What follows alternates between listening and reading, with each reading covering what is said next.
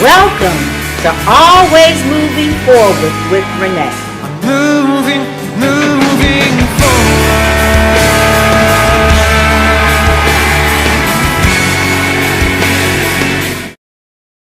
Good morning and welcome to Always Moving Forward with Renee and friends. My friends today, we have Noni on this end, Lenore in the yellow, and Jackie on the other end. Today is the day that the Lord has made. Rejoice and be glad in it. Before we get started, we must acknowledge our sponsors, Speed Flow Investment Club, where you can invest a small amount now, and gain a lucrative income. They can be reached at 248-721-1256. We also have United Success Network. It's a donation network. Their number is 282-4455. Let them know you heard it on Always Moving Forward. And Mr. Antoine Bell, CEO of Bell Global Network. He makes it possible for us to be with you each and every Sunday. If you're in the need of prayer, or you just want to let us know that you watched the show this week, or if you have a topic you want us to discuss, you can call or text us at 313-657-5556 or email us at wealths111@gmail.com. Matthew 5th chapter 11th verse, that's a little tongue twister there, says, "Blessed are you when people insult you, persecute you, and falsely say all kinds of evil against you." Our topic today is bullying, which is one thing that is totally evident in practically every school around the world. Every school. Today we have two of Detroit's public schools community district finalists. Lakia Wilson, school counselor at Spain Elementary Middle School, and Sheila Turner, school social worker. Romans 2nd chapter, 1st verse states, "You therefore have no excuse, you who pass judgment on someone else. For at whatever point you judge another, you are condemning yourself, because you who pass judgment do the same thing." So let's get into our topic, bullying. Sheila, tell us, what is bullying? Bullying is it's a verbal or physical attack against someone when there is a perceived or a real position of imbalance of the power. Bullying happens when someone is name calling. That's the verbal, the direct bullying, verbal abuse, hitting, pushing, shoving. Those are some of the direct ways that a person can be bullied. But then there's also those indirect ways of bullying. When we're looking at relational aggression, for example, the mean girls, we're not gonna play with this girl, so we isolate her, or we exclude her from activities. Those are some of the more indirect ways of bullying. We also have, there's the cyberbullying. I mean, there's so many ways that people students can be bullied. Okay. So, bullying has been around for a long time, am I correct? Absolutely. Yeah, because we were just talking earlier, have we ever been bullied? Yes. Oh, yes. Yeah, I have. Yeah. Have we been on the side of being bullied or the bully? Yes. Okay, and some of us have walked both sides. But Lenore, I know you have a question right there. I do. the kid. Yes. Are there different types of bullying? There are different types of bullying, as Sheila was explaining. So we have the physical bullying where kids will hit, push, kick, sometimes spit on another child repeatedly. And then we have the verbal bullying where children are spreading rumors, talking about the child, name calling. And then we have the social bullying where children are being isolated from events. They're being ostracized from the rest of the group. And I'm saying children, but it can happen to adults too. Yes, yes. Absolutely. Okay, yes. And you know what, you were saying like name calling. It takes me back to when I was being bullied because I have large eyes.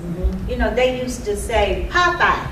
Remember the cartoon Popeye? Yes. I'd be walking down the hall and here comes Popeye, here comes Popeye, you know. Yes. And that's a form of bullying. Yes, you know, these kids can be so cruel. Yes. Absolutely. So cruel. Yes. But Jackie, you have a question? I did have a question. Okay. Cyberbullying with the computer. Okay. How do people get bullied from that when there's a computer distance, there's a computer in between them, Right. you know? Yeah. How, you know, it's not confrontation, they're right there in front, and so how do people get bullied from that? Well, the children have access to themselves after the school bell because school is out, and when we were in school, whatever was going on, it was over, right? But now these children are still connected to one another through FaceTime, through Facebook, through Twitter, through Instagram, through Snapchat. And so what they do is they continue the conversation. So if they're talking about someone, spreading rumors, creating videos, and these things tend to go viral within their little communities, within the school district. So when those things happen, the bullying is continuing after school hours. So the children really never get away from it. And that's why it's very important for parents to monitor their child's use of the internet.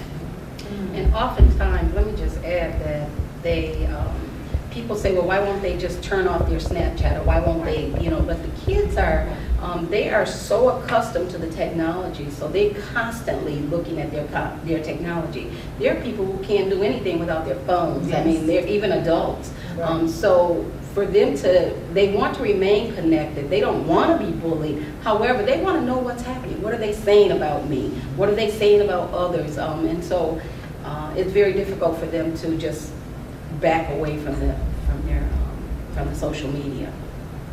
So these computers and the cell phones, Yes. I mean, they're kind of dangerous. I think they are. Yeah, They definitely are dangerous. right, yeah, they're dangerous. Absolutely. Yeah. Okay. Well, I had a question for Ms. Wilson.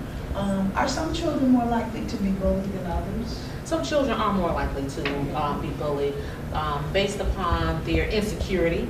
So you have children and even adults that present very insecure. Sometimes children and adults become targets because of their physical traits. Okay. I know I was bullied when I was younger because I started wearing glasses when I was about in the 2nd grade. So I was called 4 eyes, pop bottle glasses, and those things can create a complex. You will feel even more insecure. So, and then also children can become targeted because of some physiological traits. Yes. So maybe they have a limp, or they're exhibiting some sort of behavior. We have children that may have all sorts of disorders. And so their behavior may be just a little bit different from everyone else's, and that will cause them to, quote unquote, stick out and become targeted by bullies. Can I just ask this? Have you ever run into children that were bullied because of their skin color? Absolutely. Okay. Absolutely. Especially within our own communities, we can be very mean to one another, and of course we know that African Americans come in all sorts of beautiful shades. But within families, we know that sometimes it is taught that either light is preferred or dark is preferred, and they bring that sort of thing to school. So It can also be based on, like Ms. Wilson has indicated, characteristics, but also sometimes circumstances. And we see kids that are bullied based on their ethnicity, based on their gender preference or orientation, based on their sexuality, based on the way that they walk, talk. I mean, there's so many characteristics that can be factors in terms of creating bully situations. Wow. Well, go ahead, Jan. Are there more male bullies or female bullies? I think it's a myth that males bully more than females, but I don't think that's the case. I think sometimes girls can be very vicious. Yes. You know, when we think about the whole mean girl situation. So it's not, you know, I don't know the exact statistic, but I don't think that males, and that's our perception sometimes, but it is a myth that males are bigger bullies than females. Anytime you see a show or anything, they want to show a bully. Even in books and cartoons and things, it's generally a male, but sometimes the girls can be I seen a lot of that bullies with as my well. middle school students. They was watching Atlanta Housewives. Yes. And them girls were coming in there, wow, and they was like, I had to send them to the counselor's office all the time, but they was always getting things started. What's sad From about watching that- Atlanta Housewives? Yes. They would bring not those just characters any to of the school with housewives. them. Yes, yes. Oh, They okay. started tackling them. What's sad about a lot of the reality shows is that a lot of that behavior has permeated the school. Yes. And they bring all of that drama right Mhm. into the school classroom. And bullying is a form of violence, and so they see a lot of the violence on television. And bullying is just a form, and I think it's real important to note too that when we talk about bullying, you're talking about repeated actions where a person is repeatedly being verbally abused or physically abused or ongoing exclusion. And when we think about that, we think about how is it that through the bullying situations that people are feeling, this way. And it doesn't even have to be actual, it can be perceived. It can be just perceived that this person is mistreating me. Okay. Ms. Wilson, tell me, what do children do that are bullies? You know? What do the bullies do? Yeah, okay. do that. Okay. So what do the bullies do? The bullies tend to take advantage of a situation. It's an imbalance of power. So if they feel like you're insecure, you're not confident in yourself, and you have something they want, or if they can make you feel bad, then they exert themselves over you. It may be talking about you. It may be keeping you out of your seat. It runs a gamut of things that bullies do. I do an exercise with students, and I think I got this from Ms. Turner here, where we draw a picture of a bully. And the bully looks like me, you, and any and everyone else. There is no monster, because the children from that exercise, they learn that the bully is not a monster. The bully can be the person sitting right next to you. So we as adults, and especially as parents at home, have to be very careful and not to be bullies ourselves, right? And build up our children's confidence so that when they do come to school, that they're ready and prepared, and they have some conflict resolution skills, and know who and where to go in trouble. Okay. Okay. Now, just one other thing. What can a parent look for? Because a lot of times the student may not go home and say, Mom or Dad, I'm being bullied. Right. I mean, are there some type of signs or Yes. something? Yes. Okay, what are some of the signs? Oftentimes, bullying can lead to increased anxiety, even depression in students. So look for if your child is acting differently.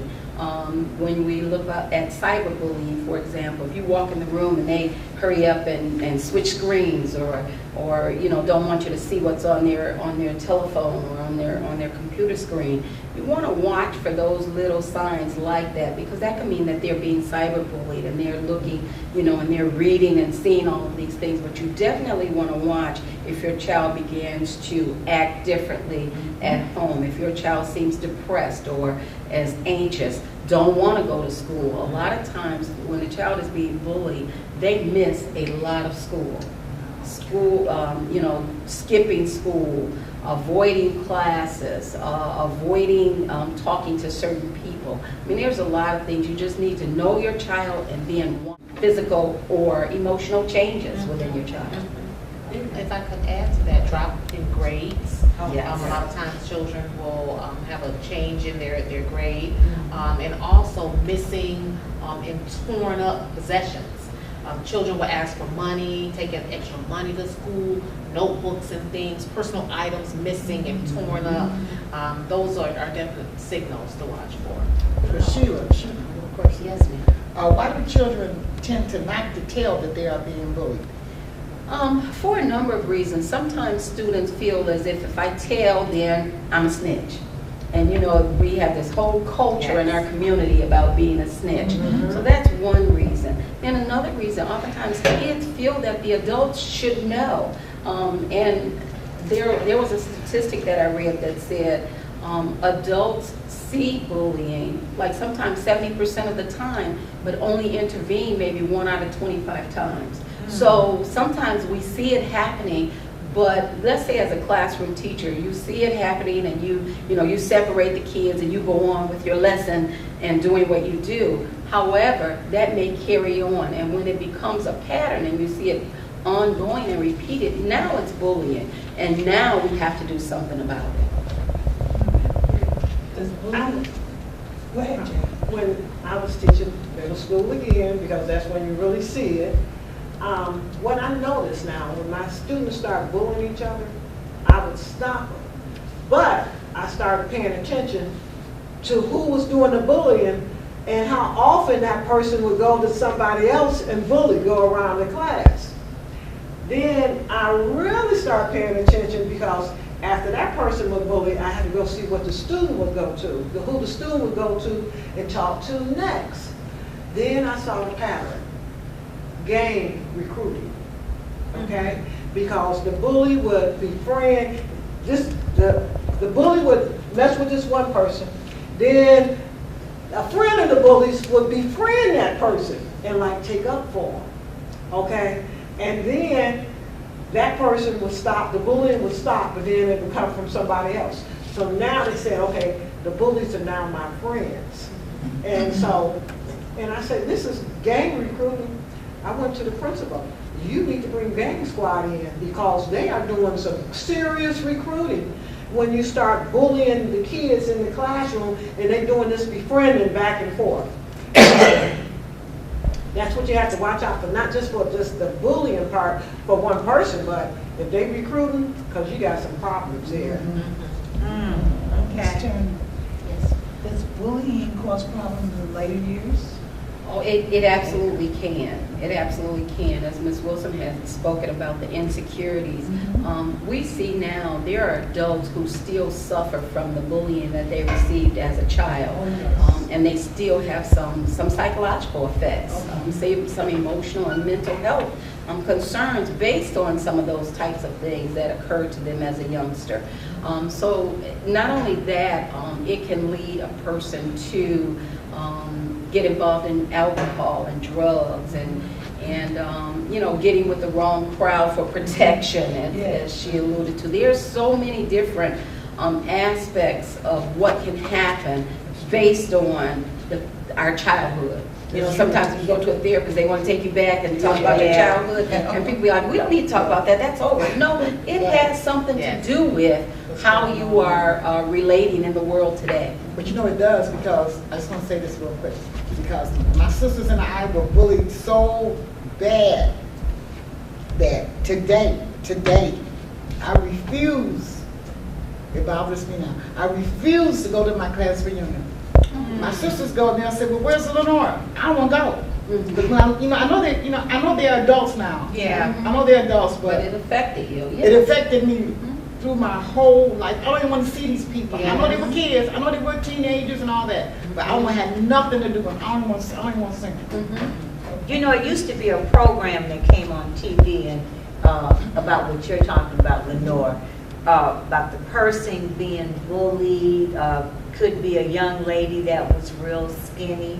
You know, they might have called her olive oil, but then later on in life she became this, you know, Coca-Cola model, and she came back, and they would have the person there that bullied her. Yes. And you know, they say, now look at me. Yeah.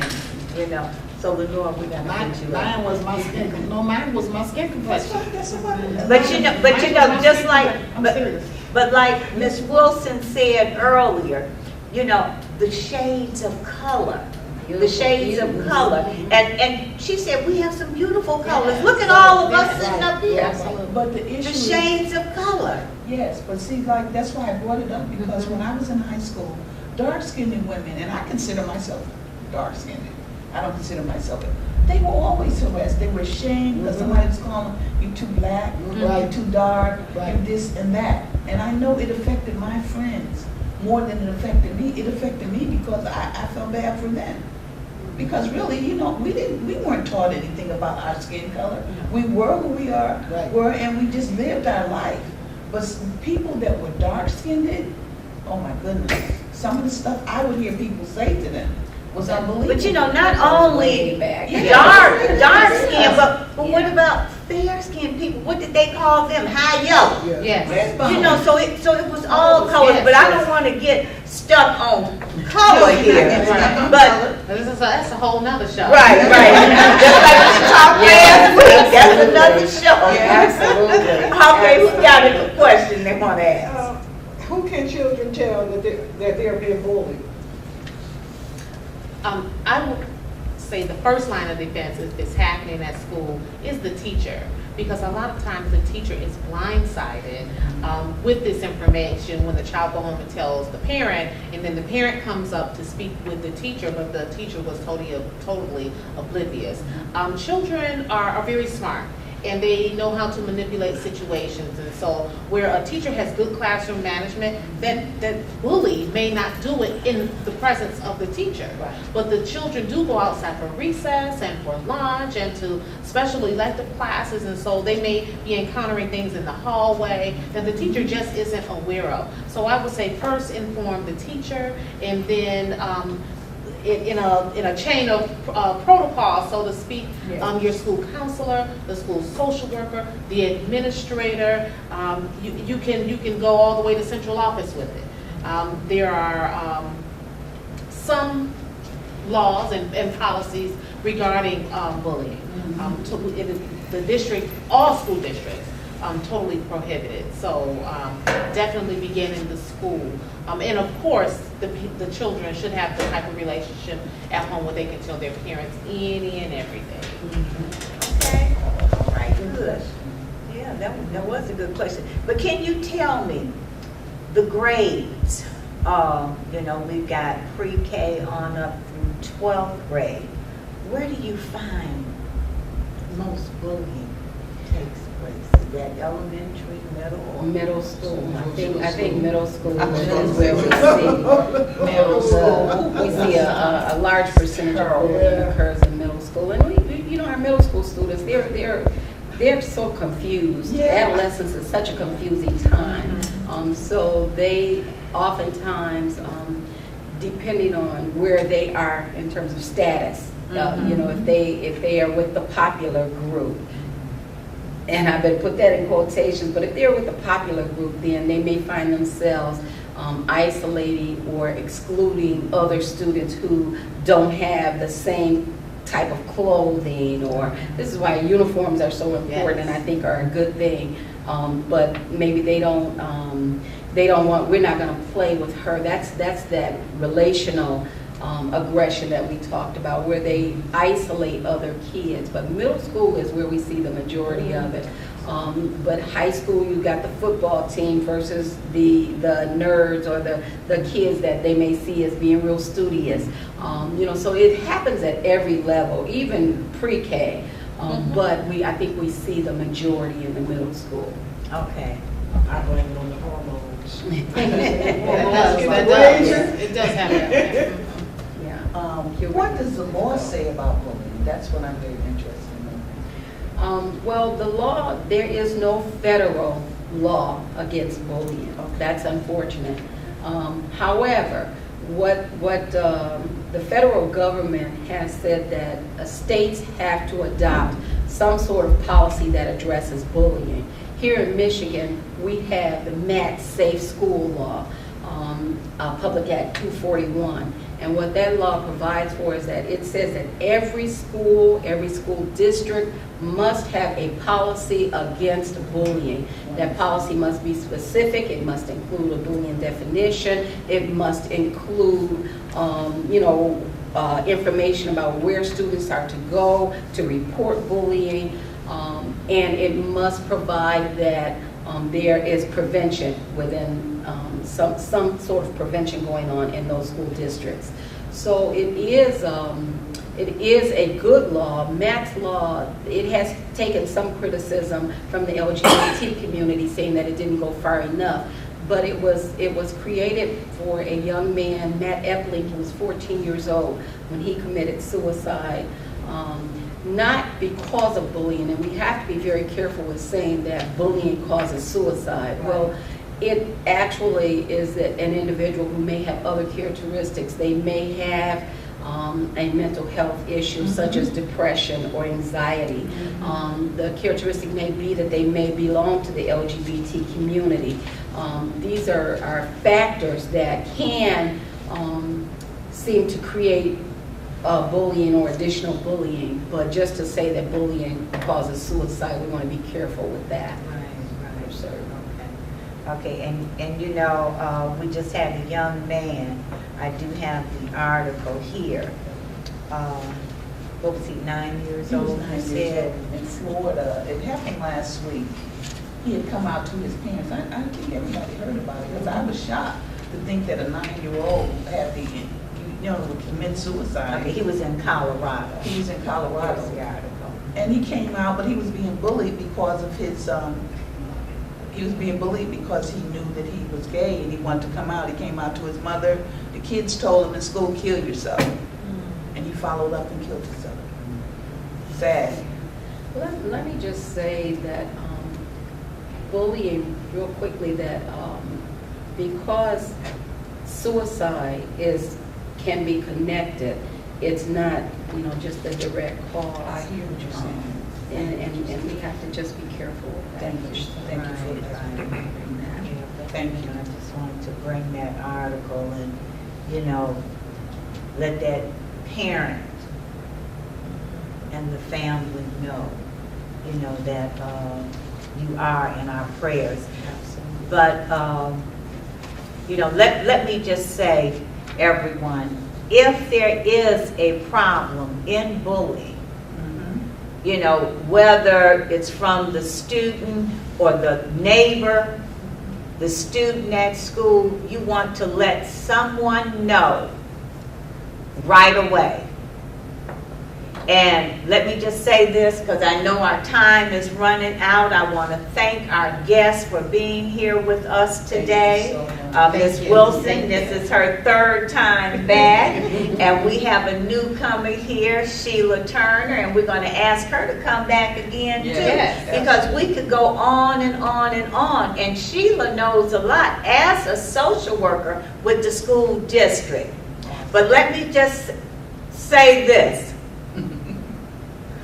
We'll be with you again Sunday, the following Sunday. And I want you to remember, always, always keep moving forward. And God loves you, and so do we. Until next week.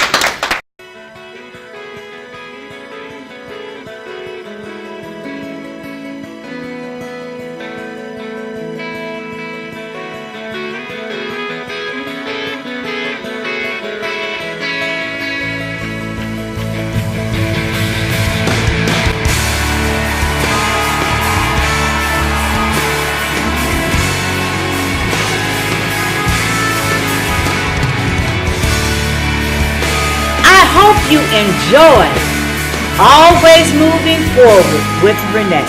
Moving forward.